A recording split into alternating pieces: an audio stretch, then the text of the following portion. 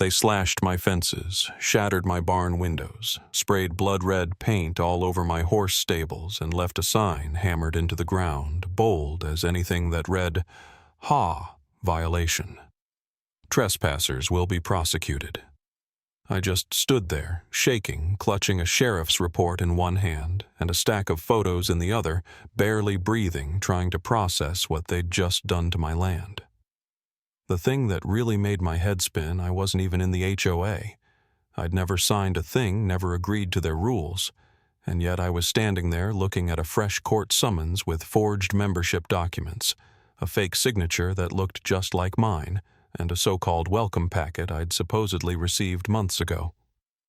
And now they claimed I owed them $87 grand in fines for breaking a whole list of rules I never signed up for. That was the moment I knew they'd gone off the rails. I clenched my jaw, whispered, "You picked the wrong rancher," and turned to call my lawyer. But before I could take 2 steps, my phone buzzed. It was a local news reporter. "Sir, the HOA just filed a lawsuit against you this morning. They're telling everyone you vandalized their land.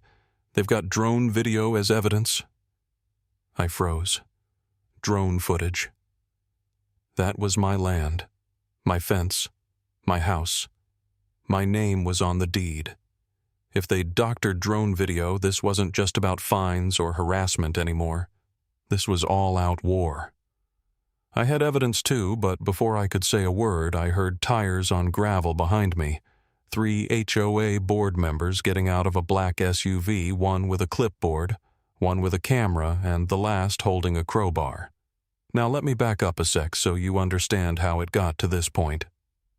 My name's Jack Morrison, 48 years old, retired construction guy, now a rancher living just outside Hillview County, Texas, on 60 acres of peace and quiet.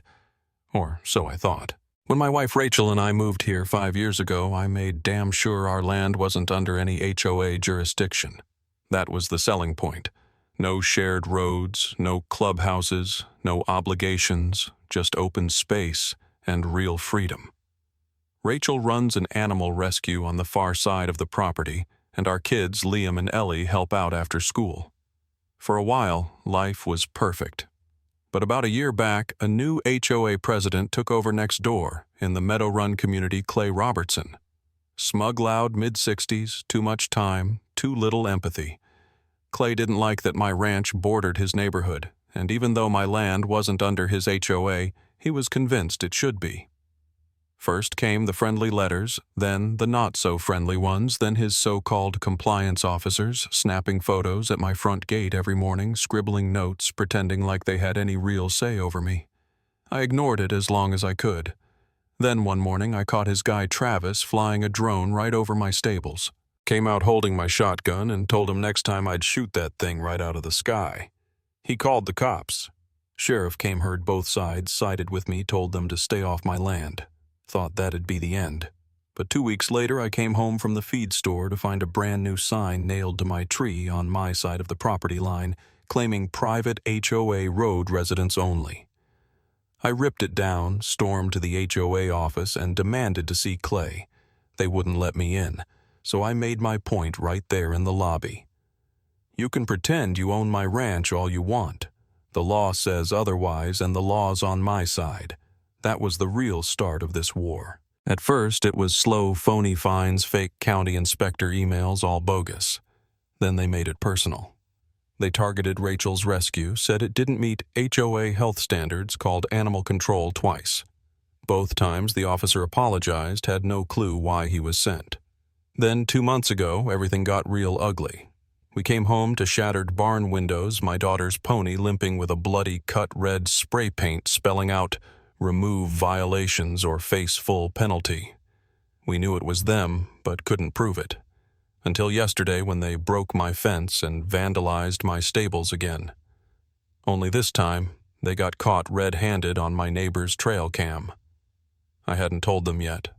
I was saving that for court. And now here they were in my driveway, crowbar in hand. Jack Clay yelled, "You've ignored every notice. You've broken every rule. Today we're repossessing what's rightfully Meadow Run community." I actually laughed, not because it was funny, but because of how sure he sounded. "You're trespassing," I called out. This land isn't part of your HOA. Never was. And when the judge sees this, I held up a USB drive. You'll wish you'd left me alone. That's when Travis stepped forward with the crowbar. Don't make this harder than it has to be. I could feel the tension so thick you could slice it. My son Liam stepped out onto the porch, Rachel already on the phone with the sheriff. Before anyone could say another word, crash! Travis smashed the side of my truck. That was the last straw.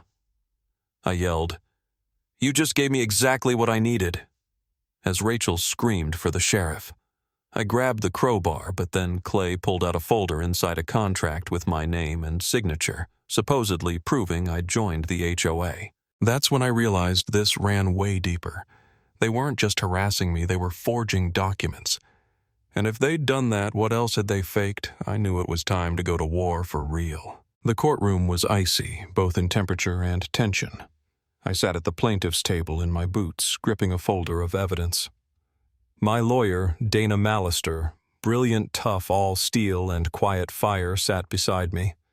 Across from us, Clay Smug in a tan suit, Travis and Paul, his yes-men, and their slick lawyer Richard. Dana laid it all out for the judge, a no-nonsense man named Arnold. My client is not and never has been part of their HOA. The judge studied the contract, looked at me, looked at Clay. Are you saying these documents are fabricated? Dana didn't flinch. Yes, Your Honor. We'll prove it. That smug look Clay wore almost dared us to try. But they didn't know about my ace, the neighbor's trail cam, the forensic signature analysis, the county deed. Everything showing my land was never theirs. My signature was faked and every notice was a sham. Dana laid out the timeline. Exhibit A, deed. Exhibit B, handwriting expert's report. Exhibit C, video of the board members on my ranch vandalizing my property.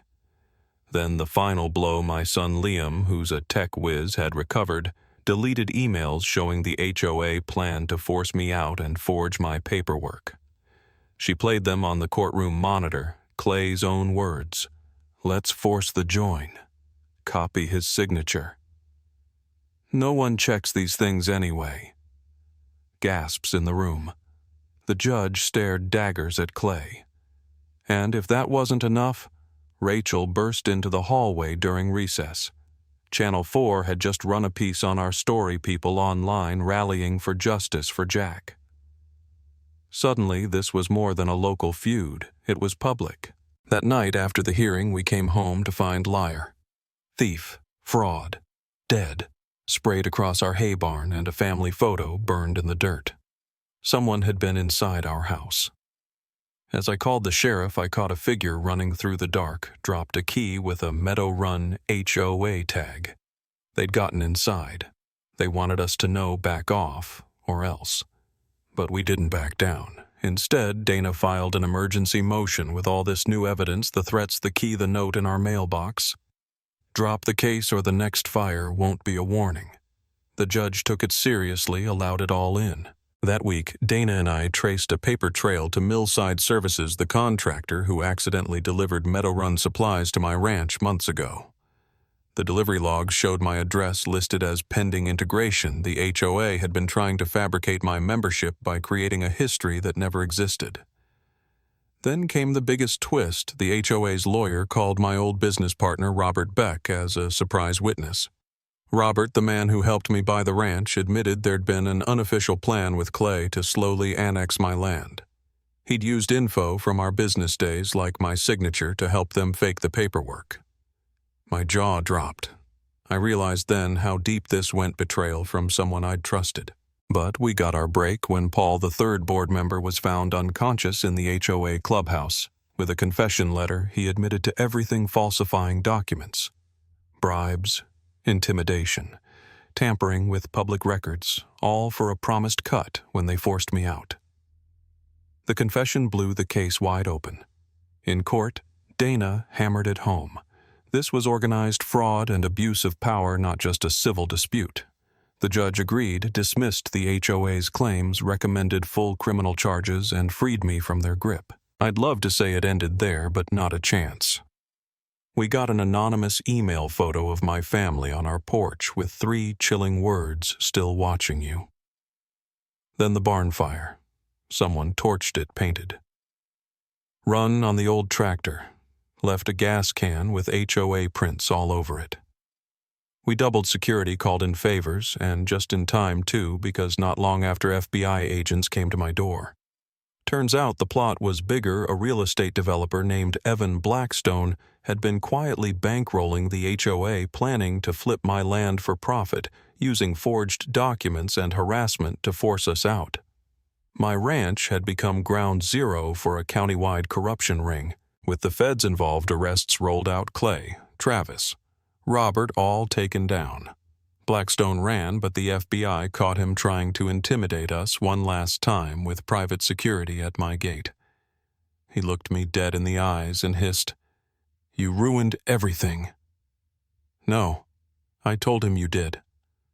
We went back to court this time as plaintiffs, and the judge didn't hold back $2.1 million in damages, felony charges for everyone involved. The media frenzy was wild, but all I cared about was my family and our land. Rachel and the kids, stuck close neighbors, pitched in to rebuild, and for the first time in a long time we felt safe. But winning wasn't enough.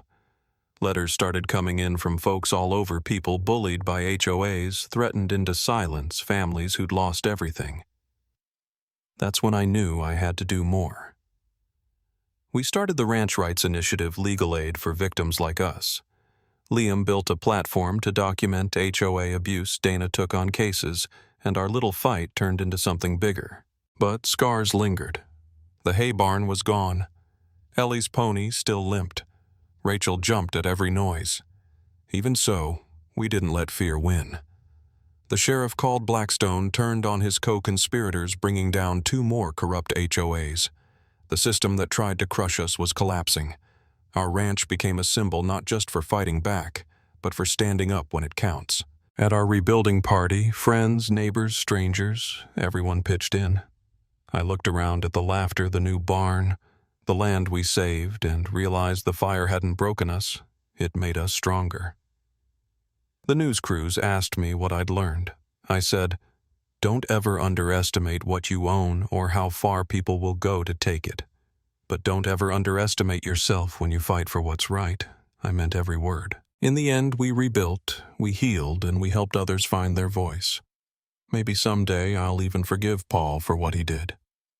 But for now, as I stand at the gate with a new sign, "Private property protected by truth," I know this when the bullies, the fraudsters, even the politicians come knocking.